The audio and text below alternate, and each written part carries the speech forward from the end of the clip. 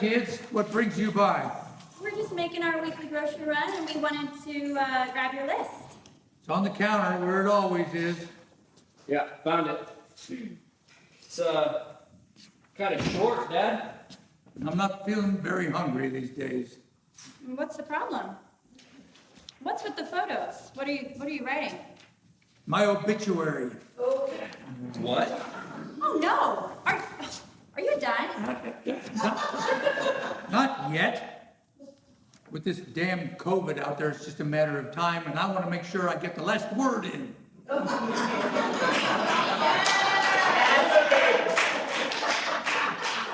Don't you think it's a bit premature, Dad? I can't write it after I'm dead. Okay, yeah, but... And what if I get hit hard? I wind up in the hospital with tubes sticking out of me every damn where. I wouldn't be in any condition to write it then. Daddy D, listen, you don't need to worry about this. Really. I've got nothing else to do. I don't leave the house. I don't even have a dog to walk anymore. You don't have to have a dog to go for a walk, Dad. My point is, I'm a prisoner in my own home just waiting on the Grim Reaper. You don't think we're keeping you from going out, do you? I'm not physically restrained, if that's what you mean. But you've told me, in no uncertain terms, that you don't want me out there amongst them. Dad, we just want you to stay safe. Yeah. There are things you can do. Wear your mask, keep your distance, and all that. What about the dumb fucks that don't follow the rules? Those are the ones that are gonna kill me. So, what have you written so far? Daryl Daniels, 60 whatever. Didn't want to die on, insert the date. But he did, thanks to the dumb fucks who wouldn't wear a damn mask.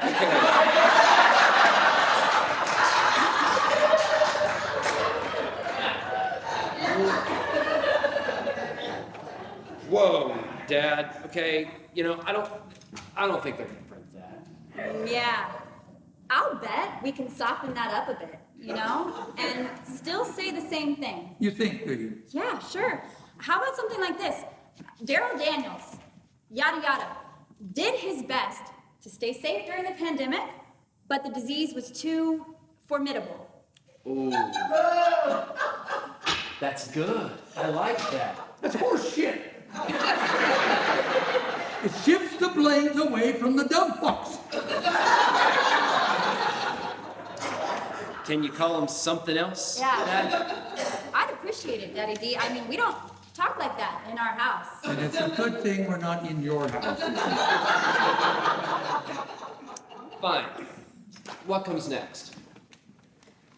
Born in Duncan, Oklahoma, on July 5th, 1955, to Raymond and Eva Daniels, who always lamented not having another child so they could call themselves proud parents. Are you sure you want to say that?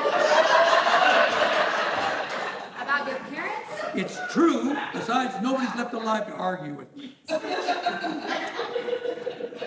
But you served in the Army, right? Your grandpa had to be proud of you for that. He was glad when I got drafted. He thought I was going to make a man out of me. As soon as I finished boot camp and was shipped off to Vietnam, the U.S. turned tail and got the hell out of there. My ship literally changed course in the middle of the Pacific Ocean. Your grandpa always said it's because the Army knew I was on my way over there. So, say something like, the Vietnamese called an end to the war when they learned Private Daryl Daniels was headed their way. That's some spin. You should be in politics. Yeah. All right, so what about your life with Mom? That was good, right? You could tell how you and Mary met. I bet that's a romantic story. All I've ever heard was that it was a blind date. Well, it kind of depends on what you mean by romantic and blind date. I think getting married after meeting on a blind date is kind of romantic. Well, the truth, son, Your mother picked me up at the bar and took me back to her house. Okay. The sex was so good, I just never left.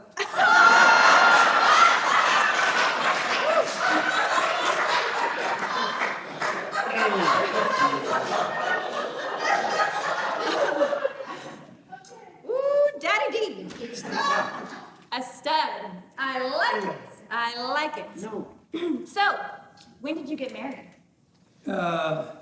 Actually, we never actually did get married. What? Oh, hold on. Just time out.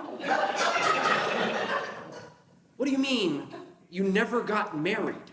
It was the 70s, son. Who needed a damn piece of paper? What about your parents? Oh, they didn't like it worth a damn. Till he came along, and you were an accident. What?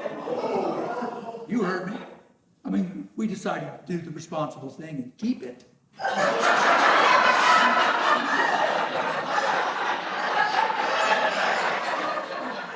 It? I'm right here. You're talking about your son here. Yeah, but you were an it then. Okay. I mean, you're here now. What's your problem? I don't know. It's just a lot to process.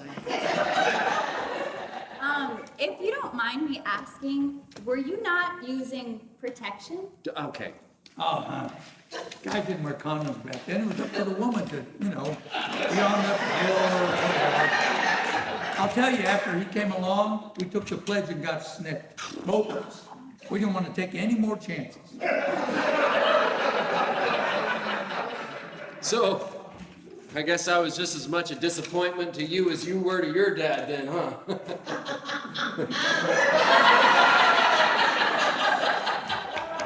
Not quite, son. Thanks a lot. You and Mary, oh, you had such a fantastic relationship. I always loved seeing how you two were so close, always touching, caressing, and holding hands. How do I put this? We had figured out a way to keep the fire alive, if you know what I mean. I don't think I'm old enough to hear this. Go on. Well, Mary was a theater major before we met, and even though she really never did anything with it, she still liked to play. Over the years, we accumulated quite a collection of costumes and wigs and props. No, you're not putting that in the obituary. No. I was thinking of saying something like, while some might say that they had an active fantasy life, it was really more like a series of fantasies. From the farm, to the truck stop, to the sales convention. No! Dude, why would you want to do that? Your mother had a unique take on happiness. You want me to just leave her out? Yes. Better than exposing her private life and yours. Did you two have any other mutual hobbies? Whitney! A couple of times a year, we would go to Dallas or Kansas City or somewhere with the museum, but mostly we just did it so we could pretend to be strangers. All right. We get it, okay? Jeez, no wonder I spent so many weekends with friends. I was just in the way of a fantasy world. We chose to live our lives primarily for us. Too many of our acquaintances just made their kids the center of everything. They had no life outside of their kids' school stuff. It was like they had given up on being anything but a parent. So, how did you and Mary get started on your hobby? Whitney, I'm sorry. I've only ever heard jokes about that stuff. I mean, I've never known anyone who actually did it. I'm not very comfortable hearing about this. I'm sorry. I can understand that it's awkward for some people to hear about their parents' sex lives. Yeah, some people. Forget that I said it. Anyway, so, Daddy, the start of your adventures. Well, it was kind of a joke at first. We had had a less than satisfying experience at a key party. A key party?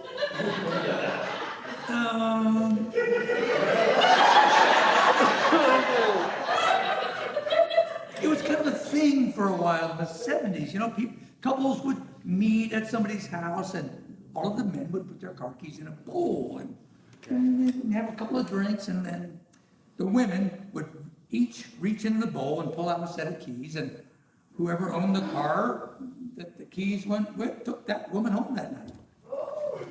Okay, gross. And your mom did this? Where was I? You were just old enough to stay at your grandparents'. We'd only did it once, and like I said, it was less than satisfying, mainly for her. Go on. So a couple of weeks later, we were supposed to have dinner, and I had to work late, so we were going to meet there. I really didn't even have a chance to get cleaned up, and I walked in, and I saw her sitting there at the bar, just dressed to the nines, and her hair all made up, and I thought, how fun if I just act like a blue-collar guy trying to pick up this classy lady. She played along, and Yeah, that's it. I'm gonna go to the grocery store, and I am gonna get an extra hand sanitizer and an extra thing of Clorox wipes, and I'm gonna sanitize every bit of this apartment before I ever touch anything ever again. Actually, yep. Honey, would you mind picking up some yogurt for us this morning? We ran out this morning. You're not coming with me. You can, you'll have to come back here to drop off your dad's groceries. I'm gonna help him out with his oven. Okay, that all right with you, Dad? sure, I may need her help spinning the part about how I shot a man in Reno just to watch him die.